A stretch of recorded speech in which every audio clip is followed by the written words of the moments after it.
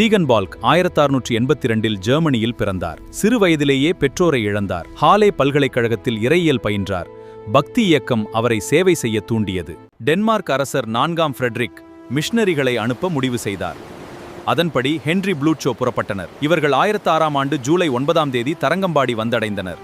Ziegenbalg Tamil மொழியை கற்பது அவசியம் என்பதை உணர்ந்தார். அன்று தமிழ் கற்க அகராதிகளோ இலக்கண புத்தகங்களோ இல்லை. மிக குறுகிய காலத்தில் தமிழில் சரளமாக பேசவும் தமிழ்நாட்டிற்கு முதலில் அச்சு இயந்திரத்தை கொண்டு வந்தார். ஜெர்மனியிலிருந்து அச்சு இயந்திரத்தையும் லண்டனிலிருந்து காகிதங்களையும் வரவழைத்தார். இதுவே இந்திய மொழிகளில் அச்சு மொழிகளில் அச்சிடப்பட்ட முதல் பைபிள். இவர் ஏழை குழந்தைகளுக்காக இலவச பள்ளிகளை தொடங்கினார். பெண் கல்வியையும் சாதி நல்லிணக்கத்தையும் ஊக்குவித்தார். இவர் கட்டிய புதிய எருசலேம் தேவாலயம் இன்றும் கம்பீரமாக உள்ளது.